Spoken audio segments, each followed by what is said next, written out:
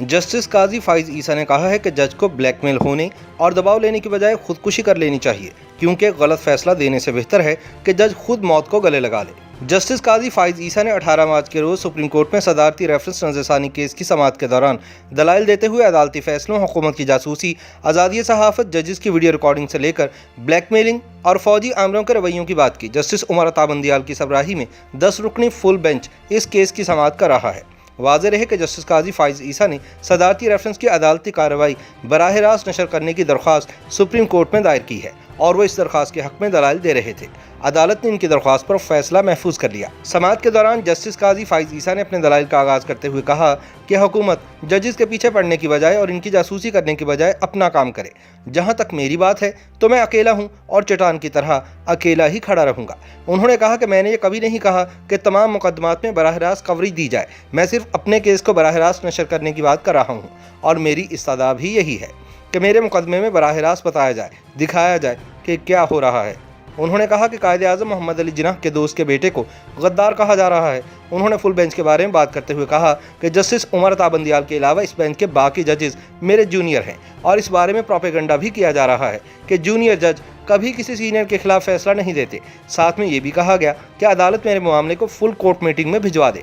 उन्होंने पहले होने वाले एक वाक़े का हवाला देते हुए कहा कि 2 जज मेरा केस सुनने से माजरत कर चुके हैं और 5 जज मेरे हवाले से होने वाली फुल कोर्ट मीटिंग में शिरकत नहीं करेंगे।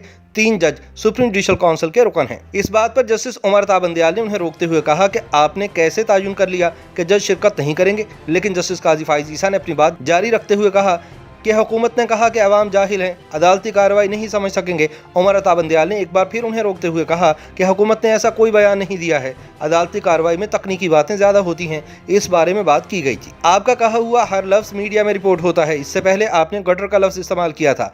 आप अल्फाज के चुनाव में ख्याल करें, आप खुद जज हैं। इसी बात पर जस्टिस काजी फाइज ईसा ने दलील दी कि कायदे आज़म रहमतुल्लाह अलैह भी उर्दू नहीं बोल सकते थे, लेकिन जब वो बात करते थे तो लोग कहते थे कि वो सच कह रहे हैं। करारदाद पाकिस्तान भी अंग्रेजी में थी, लेकिन इसके बावजूद लोगों ने समझी और कबूल की। उन्होंने मजीद कहा कि इसी करारदाद पाकिस्तान पर लोगों ने मुल्क बनाया जो आमिरों ने दोलख कर दिया। ज़ियाउल हक और परवेज़ मुशर्रफ जैसे फौजी आमिरों ने मुल्क को बर्बाद किया। हम उन्हें ये नहीं कह सकते कि तुम इस मुल्क के नौकर हो। लिसानी कार्ड ने इस मुल्क को बर्बाद कर दिया है, तो ये भाषण न दें कि कौम अदालती ज़ुबान नहीं समझती।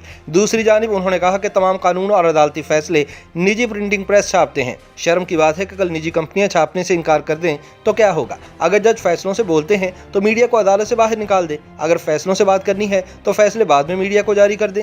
जब सहाफ़त की बात आई तो जस्टिस फाइज ईसा ने कहा कि सहाफ़त तो इतनी आज़ाद है कि सारी खबरें इमरान खान और शेख रशीद से शुरू होती हैं। अगर मीडिया आज़ाद है तो कोयटा तक लॉन्ग मार्च का फैसला क्यों किया गया। साबिक वज़ीर-ए-आज़म ज़ुल्फ़िकार अली भुट्टो के मुकदमे का हवाला देते हुए उन्होंने कहा कि भुट्टो मुकदमे के 963 सफ़ात के फैसले में कहीं नहीं लिखा कि ओपन कोर्ट में समाअत हुई। उन्होंने कहा कि पाकिस्तान की तारीख का सबसे तवील फैसला भुट्टो केस का था। मुझसे सवाल करते हुए एक साहब ने कहा कि जब जज भुट्टो का मुकदमा सुनते थे तो पीछे बंदूक वाले खड़े होते थे, बंदूक जजों की कनपट्टी पर थी। अगर भुट्टो के मुकदमे की रिकॉर्डिंग होती तो आज सब कुछ सामने होता। इस केस के बारे में मजीद बात करते हुए जस्टिस काजी फाइज ईसा ने कहा कि जिसे मर्द मोमिन कहते थे उसने मुल्क और अदलिया के साथ क्या किया, ये सबके इल्म में होना चाहिए। विफाकी काबीना के इजलास के बारे में उन्होंने कहा कि विफाकी काबीना का इजलास भी बराह रास्त नशर होना चाहिए। ये तय होना चाहिए कि कहाँ सियासत खत्म होती है और कहाँ से तर्ज हुक्मरानी का आगाज़ होता है।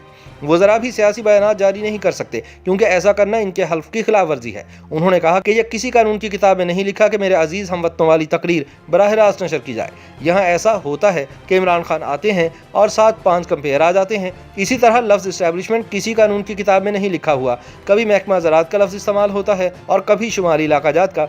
क्या सच को बराह रास्त नशर नहीं किया जा सकता। उन्होंने कहा कि जजों की रिकॉर्डिंग किसने की और किसने ब्लैकमेल किया। एहतसाब अदालत के जज समझौता करते हुए पकड़े जाते हैं। हमारी एजेंसी की यूं तो बहुत तारीफ की जाती है, लेकिन क्या इसने वीडियो बनाने वाले का पता लगाया। कराची के एक डेथ सेल से रिकॉर्डिंग करके कौमी मीडिया में चलाया गया। उन्होंने कहा कि ये मुल्क जितना इनका है इतना हमारा भी है। जो अपने आईनी दायरे से बाहर निकल जाते हैं वो सच्चे पाकिस्तानी नहीं। अपनी दलील जारी रखते हुए उन्होंने कहा कि मुख्तदर हल्के अगर ये समझते हैं कि वो मुल्क के मालिक हैं तो फिरौन हैं या फिर पागल। इसी तरह उन्होंने अदलिया के बारे में कहा कि जज को ब्लैकमेल नहीं होना चाहिए। जज ब्लैकमेल होने की बजाय खुदकुशी कर ले। एक जज के लिए मौत गलत फैसला देने से बेहतर है। उन्होंने सदर और वज़ीर-ए-आज़म के बारे में कहा कि सदर और वज़ीर-ए-आज़म की जानिब से रोज़े एहतसाब पर भाषण दिए जाते हैं, लेकिन वज़ीर-ए-आज़म ने एक आईनी इदारे इलेक्शन कमीशन पर हमला किया और सुप्रीम कोर्ट को इस हमले से कोई फ़र्क नहीं पड़ा। कल को अदालत पर हमला किया जाएगा। کیا اسلامی جمہوریہ پاکستان کا وزیر اعظم ایسا ہوتا ہے؟ انہوں نے کہا کہ میں اس عدالت کو طاقتور بنانے کا مقدمہ لڑ رہا ہوں۔ انہوں نے اپنے دلائل کے اختتام میں کہا کہ میں نے دلائل کا آغاز اسلام سے کیا تھا اور اختتام بھی اسلام پر کرنا چاہتا ہوں۔ کفر کا لفظ اسلام آنے سے پہلے استعمال ہوتا تھا۔ کفر کا مطلب ہے سچ کو چھپانا۔ اسلامی جمہوریہ پاکستان میں سچ نہیں بولا جا سکتا۔ انہوں نے کہا کہ 23 مارچ آ رہا ہے، پاکستان بنانے والے اس دن غائب ہوں گے، لیکن جہاز بڑے شوق سے اڑائے جائیں گے۔ انہوں نے خدشے کا اظہار کرتے ہوئے کہا کہ کچھ عرصے بعد قائد اعظم رحمۃ اللہ علیہ کی بجائے ضیاء الحق کی تصویر نہ لگا دی جائے۔ انہوں نے کہا کہ میری درخواست ہے کہ میری درخواست پر مختصر حکم نامہ جاری کر کے نظر ثانی کیس کو سنا جائے۔ اس دوران جج عمر عطا بندیال نے باقی ججز کے ساتھ مشاورت کر کے فیصلہ کرنے کے لیے وقت مانگ لیا۔ قاضی فائز عیسیٰ نے یہاں یہ بھی واضح کیا کہ 10 رکنی بینچ کے ایک رکن اگلے مہینے ریٹائر ہو رہے ہیں، جس پر جسٹس عمر عطا بندیال نے انہیں کہا کہ ہمارے علم میں یہ بات ہے۔ YouTube پر گوگلی نیوز دیکھنے کے لیے youtube.com کی سرچ بار میں googly news T V type کریں۔ گوگلی نیوز کے پیج پر سرخ رنگ کے سبسکرپشن والے بٹن پر کلک کرنا نہ بھولیے۔ YouTube پیج پر اپلوڈ ہونے والی ویڈیوز سے باخبر رہنے کے لیے بیل آئیکن پر کلک کیجیے۔ آپ کو ہر نئی ویڈیو کے بارے میں نوٹیفیکیشن موصول ہو جائے گا۔